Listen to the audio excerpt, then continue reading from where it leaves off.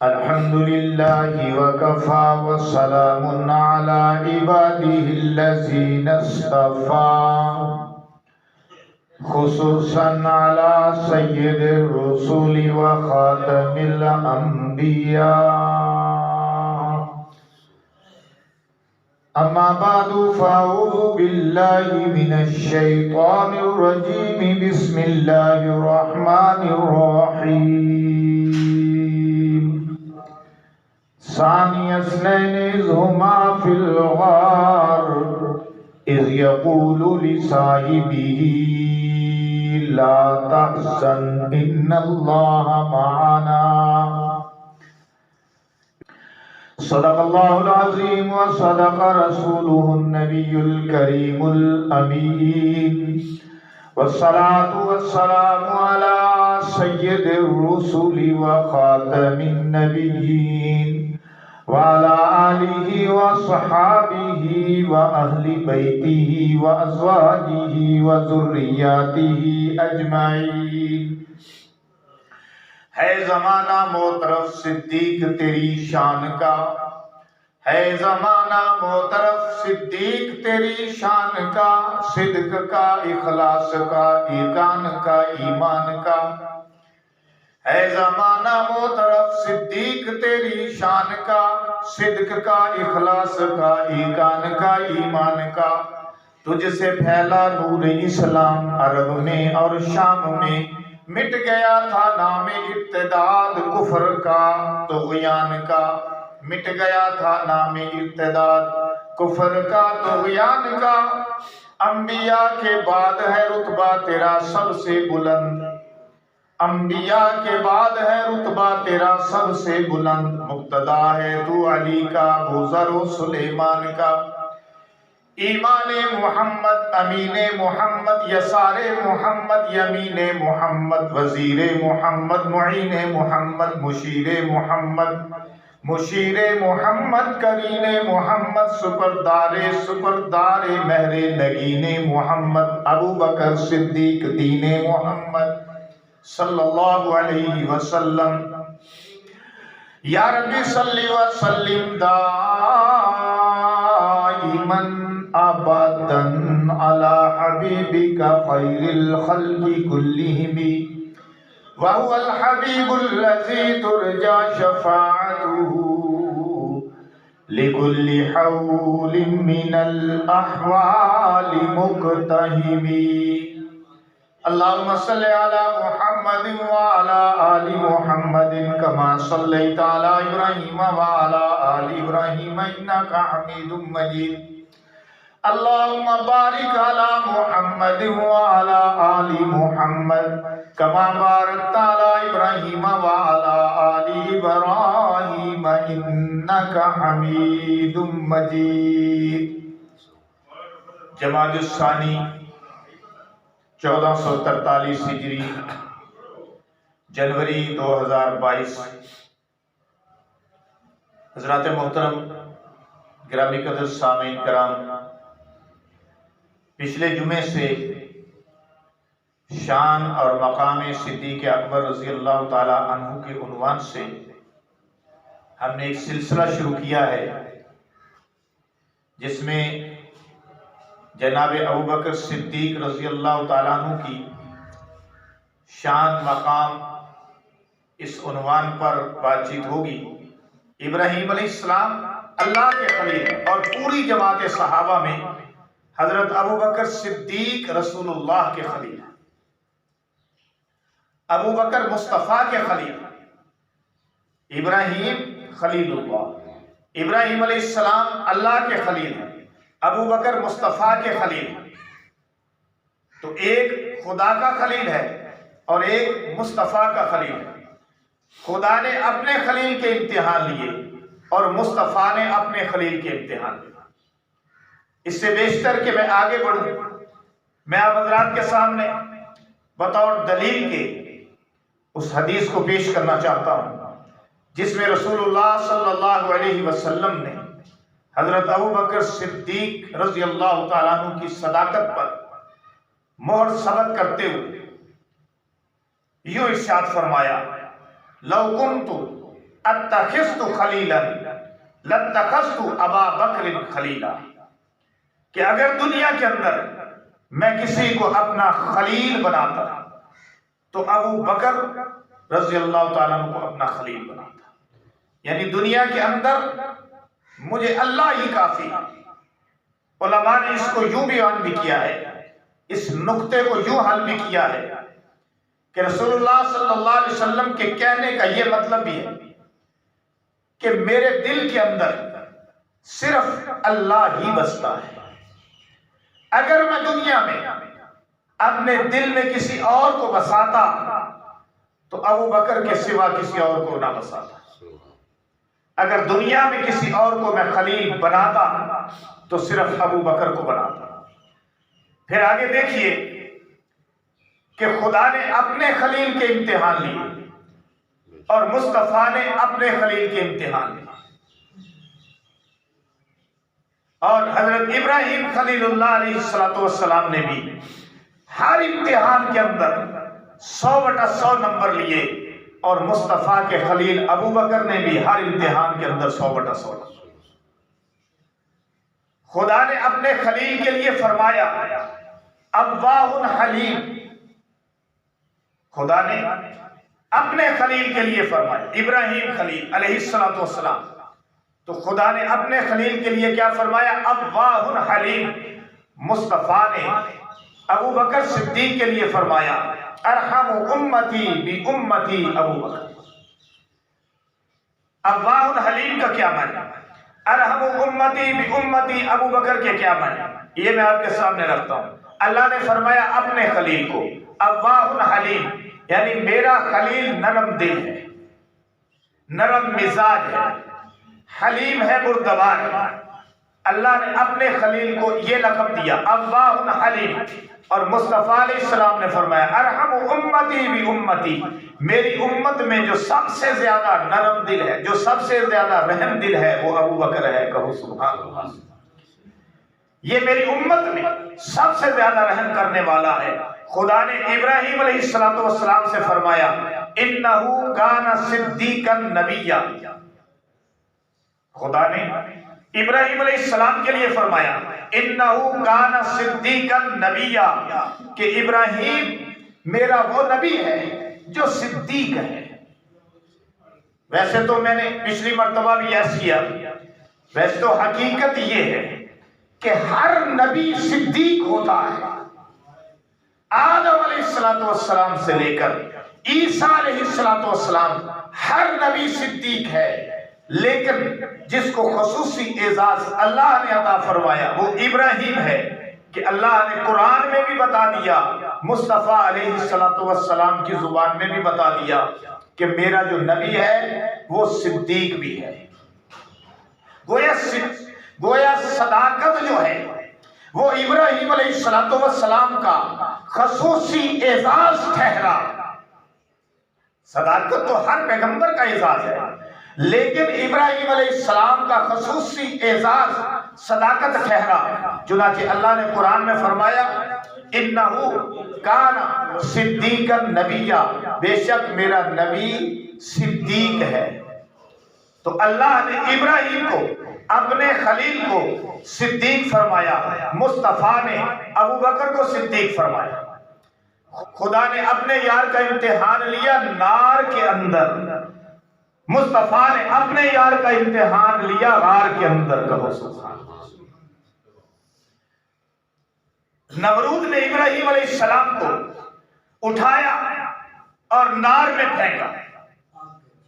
جب آگ میں پھینکا تو اللہ نے آرڈر دیا آسمانوں سے، ڈائریکٹ آرڈر، نار کو ڈائریکٹ آرڈر دیا، کسی فرشتے کے ذریعے نہیں، جبریل کے ذریعے بھی نہیں، میکائیل کے ذریعے بھی نہیں، کسی کے ذریعے نہیں دیا، بلکہ اللہ نے ڈائریکٹ نار کو خطاب کیا قل یا نار کونی بردم و سلام علی ابراہیم، اے آگ میرے ابراہیم پر گلزار ہو جا، میرے ابراہیم پر ٹھنڈی ٹھار ہو جا. ابراہیم علیہ السلام کو آگ سے تپش پہنچ رہی تھی اور غار کے اندر ابو بکر کو سانپ کے ڈسنے سے تپش پہنچ رہی تھی. مصطفیٰ علیہ السلام کو جب پتا چلا کہ میرے صدیق کو تکلیف ہے اور کالے نے ڈس لیا ہے، ایڑی پہ ڈسا ہے، اور اس کی تکلیف کی وجہ سے حضرت ابو بکر صدیق کی آنکھوں سے آنسو آ رہے ہیں، اور آنسوؤں کا مقام بھی دیکھو کیا ہے. کسی کے آنسوؤں کو یہ مقام نہ ملا، نہ ملے گا، قیامت تک کسی کو یہ مقام حاصل نہیں ہو سکتا کہ چہرہ مصطفیٰ کا ہے اور آنسو ابو بکر صدیق کا ہے. پھر گود میں سر جو رکھا ہوا ہے، گود میں سر رکھا ہوا ہے، اس پر آگے چل کے بات کرتا ہوں. چہرہ مصطفیٰ کا، آنسو ابو بکر صدیق کا، آنسو جب رخسار مصطفیٰ پہ گرے ہیں، رسول پاک بیدار ہو گئے، تھکاوٹ تھی، سو گئے تھے، اور موذی نے ڈنگ مار دیا، کیونکہ ابو بکر صدیق نے سارے سوراخ تو بند کر دیے تھے، لیکن ایک سوراخ باقی تھا جس کو بند کرنے کے لیے کپڑا نہیں بچا تھا. چنانچہ ابو بکر نے اس پر اپنی ایڑی کو رکھ دیا تھا، سانپ نے وہیں سے ڈنگ مارا. اس وقت ابو بکر کو ڈنگ مارا، آج تک مار رہا ہے. لیکن ابو بکر کا شان وہ ہے، مقام وہ ہے کہ جس کو اللہ نے قرآن میں بیان کیا ہے کہ ابو بکر صدیق رضی اللہ تعالیٰ جب ایڑی اپنے اس پر رکھ دی تو سانپ نے ڈسا. اس کی تکلیف کی وجہ سے ابو بکر کی آنکھوں سے آنسو ٹپکے، اور اس کا مقام کون سا تھا؟ رخسار مصطفیٰ. میں عرض یہ کروں کہ ابو بکر کا لقب ہے یار غار. ابو بکر کا لقب ہے یار غار. کائنات کے اندر کسی کا لقب یار غار نہیں، صرف ابو بکر کی ذات ہے کائنات کے اندر کہ جس کو لقب ملا ہے یار غار کا. پھر دوسری بات دیکھیے کہ پیغمبر علیہ السلام کا رخسار ہے، صدیق کے آنسو ہیں، رخسار مصطفیٰ پہ گر رہے ہیں. ایک حدیث ہے جو حدیث کی کتابوں کے اندر سلاسی کے نام سے مشہور ہے کہ رسول اللہ صلی اللہ علیہ وسلم نے ایک مرتبہ فرمایا تھا کہ مجھے 3 چیزیں پسند ہیں. ابو بکر صدیق نے بھی فرمایا تھا مجھے 3 چیزیں پسند ہیں. حضرت عمر نے بھی فرمایا تھا مجھے 3 چیزیں پسند ہیں.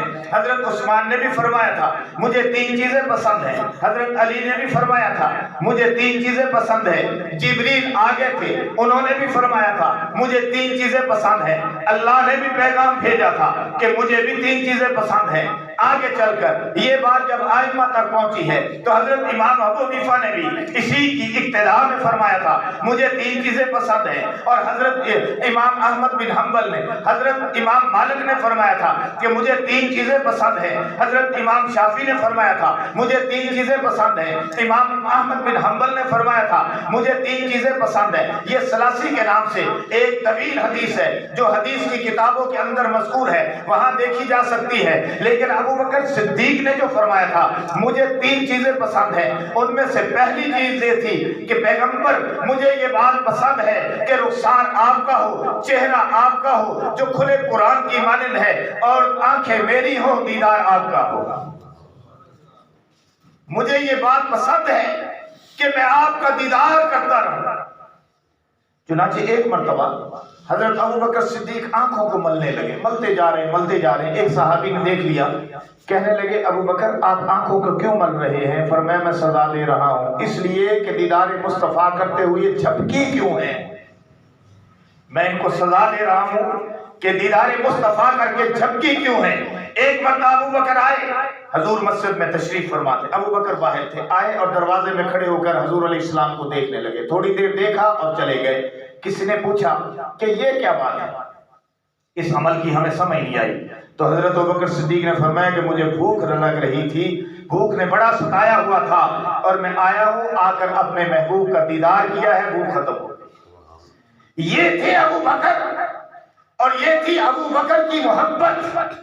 عرض میں یہ کر رہا تھا کہ ابو بکر غار کے اندر موجود ہے اور اپنی جھولی کے اندر حضور علیہ السلام کا سر اقدس رکھا ہوا ہے، چہرہ سامنے ہے اور دیدار کر رہے ہیں۔ علماء لکھتے ہیں کہ 3 دن اور 3 راتیں حضرت ابوبکر صدیق نے جسے کہتے ہیں سیر ہو کر دیدار مصطفیٰ کیا، خوب دیدار مصطفیٰ سے مستفید ہوئے، کیونکہ ابوبکر کی تمنا تھی کہ حضور کا چہرہ ہو، آنکھیں میری ہو، دیدار کرتا رہو۔ اللہ نے فرمایا محبوب یہ دیکھو دیدار کرتے رہو، اور دیدار اس طرح کرو کہ گویا رحل پہ قرآن رکھا ہوا ہے، ابوبکر کی گود ہے، رحل کی مانند ہے، اور چہرہ مصطفیٰ ہے قرآن کی مانند ہے، کیونکہ قرآن ناطق ہے، قرآن ناطق ہے، اور حضور علیہ السلام کی ذات اقدس قرآن ساقط ہے۔ دیدار مصطفیٰ سے مستفید ہو رہے ہیں، اور جو آنسو گرے ہیں وہ قیمتی آنسو بن گئے کہ کسی کا آنسو تو زمین پہ گرتا ہے، کسی کا آنسو مصلے پہ گرتا ہے، کسی کا آنسو قالین پہ گرتا ہے، کسی کا آنسو فرش پہ گرتا ہے، کسی کا آنسو پتھر پہ گرتا ہے، کسی کا آنسو پہاڑ پہ گرتا ہے، کسی کے آنسو سنگریزوں پہ گرتے ہیں، کسی کے آنسو خانہ کعبہ کی سرزمین پہ گرے ہیں، اور کسی کے آنسو مسجد نبوی پہ گرے ہیں۔ لیکن قربان جاؤ ابوبکر صدیق تیرے آنسوں پہ کہ تیرے آنسو گرے ہیں تو چہرہ مصطفیٰ پہ گرے۔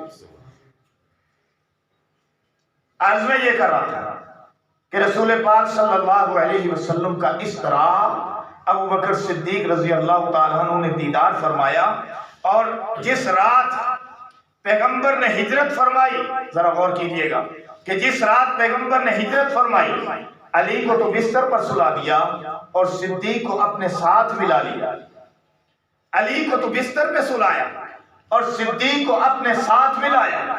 اب اس موقع پہ آپ کو نکتہ دینا چاہتا ہوں کہ اگر خلیفہ بلا فصل کسی نے نقشہ دیکھنا ہو تو خدا کی قسم ہجرت کے سفر میں، ہجرت کے راستے میں اور غار کے اندر دیکھ سکتا ہے۔ خلیفہ بلا فصل وہ ہے کہ جس کو حضور نے ساتھ لے لیا، علی کو سلا دیا۔ نکتہ، علی کو سلا دیا، علی تو ابھی آرام کر، ابھی تیری خلافت کا وقت نہیں ہے۔ ابوبکر صدیق کو ساتھ ملا لیا، ابوبکر صدیق کو لے کر چلے ہیں۔ حضور کے پاؤں زخمی ہو گئے، نرم و نازک پاؤں تھے، پاؤں سے خون نکلنے لگا۔ حضرت ابوبکر صدیق نے دیکھا تو رہا نہ گیا، بیٹھ گئے اور کہا یا رسول اللہ صلی اللہ علیہ وسلم فدا کا ابی و امی، یا رسول اللہ سوار ہو جائے۔ حضور نے فرمایا سواری تو کہیں بھی نہیں ہے۔ فرمایا یا رسول اللہ میں سواری بن جاتا ہوں، آپ سوار بن جائیں۔ کائنات یہ نقشہ بھی دیکھ لے، آج کائنات یہ نقشہ بھی دیکھ لے کہ ابو بکر آپ کی سواری بن گیا، آپ سوار بن جائیے۔ حضرت ابوبکر صدیق آپ کو لے کر پہاڑ پر چڑھے جا رہے ہیں اور آخر اس مقام پہ پہنچے جہاں پہ غار تھا۔ ایک نقطہ سمجھنے کی بات ہے کہ ابو جہل جو ہے وہ اپنی پارٹی سمیت اپنے سپاہیوں کو لے کر اس مقام تک پہنچ گیا کہ جس مقام پر دونوں کے پاؤں کے نشان تھے، ابو بکر کے بھی اور حضور علیہ السلام کے بھی۔ لیکن جہاں سے ابو بکر نے آپ کو کندھوں پہ اٹھایا تو نشان صرف ایک ابو بکر کے پاؤں کے تھے۔ ابو جہل کی پارٹی نے سوال کیا، کہنے لگے سردار یہاں تک تو دونوں کے پاؤں کے نشان آ رہے ہیں، لیکن آگے صرف ایک کے پاؤں کے نشان ہیں۔ ابو جہل نے بڑا عجیب جملہ بولا، کہنے لگا کہ اگر مصطفیٰ تک پہنچنا چاہتے ہو تو ابو بکر کے نشانوں پہ چلتے جاؤ، مصطفیٰ تک پہنچ جاؤ گے۔ نکتہ ہے اس بات کا کافر کو بھی یقین تھا کہ مصطفیٰ تک پہنچنے کے لیے ابو بکر کے قدم بقدم چلنا ضروری ہے۔ لیکن آج کے گستاخ کو نہیں پتا کہ مصطفیٰ تک پہنچنے کے لیے ابو بکر کا اقتداء ضروری ہے۔ یہ تو مصطفیٰ کا یار ہے، یار غار ہے، والمزار ہے۔ ابو بکر کا تو مقام ہی وراء الورا ہے۔ مقام صدیقیت پر اگر کوئی فائز ہے تو وہ صرف ابو بکر ہے۔ جیسا میں نے عرض کیا کہ اللہ نے ابراہیم علیہ السلام کو فرمایا تھا، کیا فرمایا تھا؟ انہو کان صدیقا نبیا۔ اللہ نے ابراہیم پیغمبر کو لقب دیا صدیق کا، اور پیغمبر نے اپنے ابو بکر کو لقب دیا صدیق کا۔ نبوت کے مقام کے بعد اگر کوئی مقام ہے تو مقام صدیقیت ہے۔ تو پیغمبر علیہ السلام کا میں عرض کر رہا تھا کہ خلیفہ بلا فصل اگر کسی نے نقشہ دیکھنا ہے تو دیکھے کہ علی کو سلایا، حیدر کو سلایا، حیدر کرار کو سلایا اپنے بستر پر، اور ان کے حوالے کی کفار کی امانتیں اور اپنی جان کی امانت سپرد کر دی ابو بکر کے۔ ابو بکر کو ساتھ لے کر چلے، اور یہ اپنے آپ نہیں چلے، کیونکہ نبی کا فیصلہ، اللہ کا فیصلہ، کیونکہ قانون ہے وما ينطق عن الهوى ان هو الا وحی یوحی۔ نبی اپنی خواہش سے بولتا بھی نہیں ہے، جو کہتا ہے اللہ کے وحی کے ذریعے کہتا ہے۔ علی کو سلایا، حکم ربانی، صدیق کو ساتھ ملایا، حکم ربانی، سفر جو اختیار فرمایا، حکم ربانی، غار میں قیام فرمایا، حکم ربانی، غار سے نکلے اور ام معبد کے خیمے میں ٹھہرے، حکم ربانی، اور پھر مدینے میں اترے، حکم ربانی، پہلی مسجد قباء میں بنائی، حکم ربانی، آگے چل کر مسجد نبوی بنائی، حکم ربانی، ابو ایوب انصاری کے گھر کے سامنے اونٹنی کھڑی ہو گئی، حکم ربانی۔ حکم ربانی کے بغیر پیغمبر چلتا ہی نہیں۔ کہ دوسرے مقام پہ فرمایا ثانی اثنین اذ ہما فی الغار اذ یقول لصاحبہ لا تحزن ان اللہ معنا۔ ایک تو اللہ نے فرمایا، اللہ فرما رہے ہیں ثانی اثنین، وہ دو اور دوسرا، وہ دو تھے اور دوسرا، یعنی دو پیغمبر علیہ السلام۔ دنیا جانتی ہے کہ پیغمبر ہے اور ابو بکر ہے، دو ہے، اور دو کا دوسرا اگر اس طرف سے دیکھیں تو دوسرا ابو بکر ہے، اگر اس طرف سے دیکھیں تو دوسرا پاک پیغمبر محمد عربی آمنہ کا در یتیم ہے۔ دوسرا دھوکا ثانی اثنین اذ ہما فی الغار، وہ دونوں تھے غار کے اندر۔ اللہ نے فرق نہیں کیا، قرآن میں دونوں کا تذکرہ کیا، اور ابو بکری کا اعزاز ہے کہ اللہ نے ثانی اثنین فرما کر یہ سند عطا فرما دی 1,40,000 صحابہ میں سے۔ جیسے میں نے پہلے عرض کیا کہ یار غار کائنات کے اندر نہ پہلے کسی کا لقب تھا نہ بعد میں لقب ہوگا، لقب صرف ابو بکر کا ہے یار غار۔ والمزار نہیں کہتا، کیونکہ والمزار میں تو عمر بھی شامل ہے نا، والمزار میں تو عمر بھی شامل ہے، لیکن یہاں تو صرف ابو بکر کی بات ہو رہی ہے کہ یار غار صرف ابو بکر ہے، کائنات میں اور کوئی نہیں۔ تو اللہ نے قرآن میں جب غار کا تذکرہ کیا ہے تو دونوں ہی ہیں۔ تو اللہ فرما رہی ہے ثانی اثنین اذ ہما فی الغار، دونوں تھے غار کے اندر، اذ یقول لصاحبہ، جب وہ اپنے صاحب سے کہتے تھے، صاحب کا معنی ساتھی، دوست، جب اپنے دوست سے فرماتے تھے، کون فرماتے تھے؟ پیغمبر علیہ السلام۔ پیغمبر امام الانبیاء اپنے دوست سے فرماتے تھے، اس کو بعد میں کہیں گے کیا فرماتے تھے، لیکن پہلے یہ تو عقدہ حل کرو نا کہ اپنے دوست سے فرماتے تھے۔ یہ کون کہہ رہا ہے قرآن میں؟ اللہ۔ کون کہہ رہے ہیں؟ اللہ۔ ایک میرا دوست ہے، آپ کہیں قاری صاحب کا دوست ہے، ایک آپ کا دوست ہے، میں کہوں آپ کا دوست ہے، ایک میرے بیٹے کا دوست ہے، میں کہوں میرے بیٹے کا دوست ہے، ایک میرے بھائی کا دوست ہے، میں کہوں میرے بھائی کا دوست ہے، ایک آپ کے وزیر اعظم کا دوست ہے، آپ کہیں وزیر اعظم کا دوست ہے، ایک صدر کا دوست ہے، آپ کہیں صدر کا دوست ہے، ایک میرا دوست، ایک آپ کا دوست، ہم کہیں وہ اس کا دوست ہے۔ یہ کیسا دوست ہے کہ جس کو اللہ قرآن میں فرما رہے ہیں میرے مصطفیٰ کا دوست ہے۔ دوستی کے چس تو آئی نا، دوستی کا مزہ تو ہے نا۔ اس لیے ابو بکر کو وہ مقام ہے جو کسی اور کو حاصل نہیں۔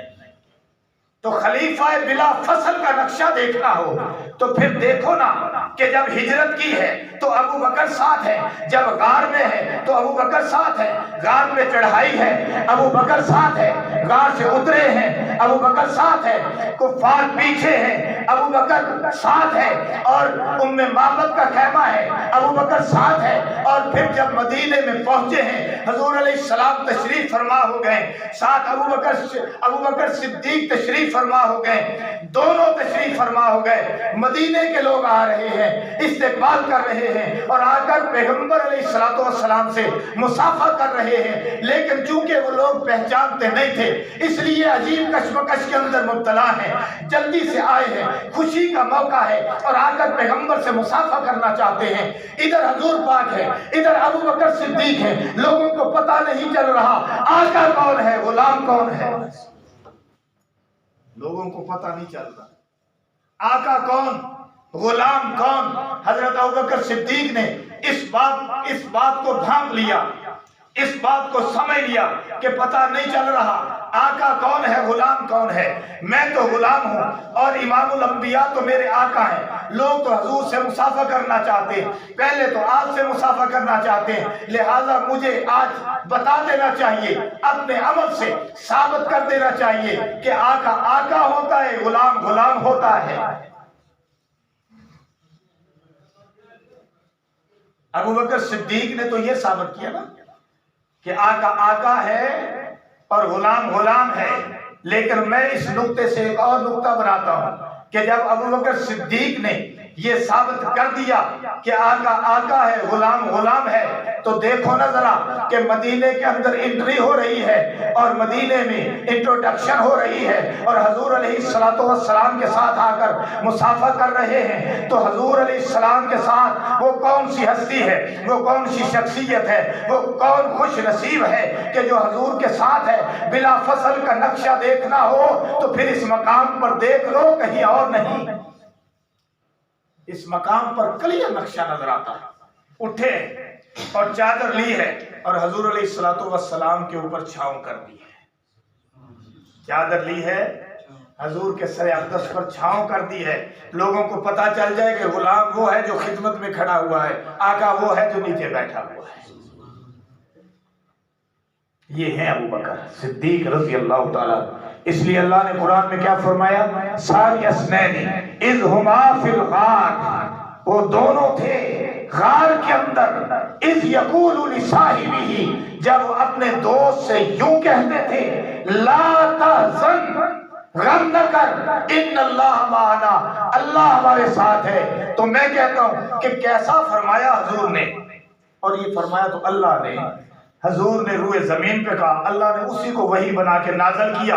حضور کہہ رہے تھے صدیق غم نہ کر، کافر آ گئے تو کیا ہوا، اللہ ہمارے ساتھ ہے، صدیق غم نہ کر، اللہ ہمارے ساتھ ہے، مدینے میں بھی غم نہیں، اللہ ہمارے ساتھ ہے، مکے میں بھی غم نہیں، اللہ ہمارے ساتھ ہے، جنگوں میں بھی غم نہیں، اللہ ہمارے ساتھ ہے، غزوات میں بھی غم نہیں، اللہ ہمارے ساتھ ہے، میدانوں میں بھی غم نہیں، اللہ ہمارے ساتھ ہے، پہاڑوں میں بھی غم نہیں، اللہ ہمارے ساتھ ہے، مشرکین کے سامنے بھی غم نہیں، اللہ ہمارے ساتھ ہے، اور قبر میں بھی غم نہیں، اللہ ہمارے ساتھ ہے، قبر سے نکلنے کے بعد بھی غم نہیں، اللہ ہمارے ساتھ ہے، محشر میں بھی غم نہیں، اللہ ہمارے ساتھ ہے، حوض کوثر میں بھی غم نہیں، اللہ ہمارے ساتھ ہے۔ صدیق غم کرنے کی ضرورت نہیں، دشمن بھونکتا رہے، ان اللہ معنا، اللہ ہمارے ساتھ ہے۔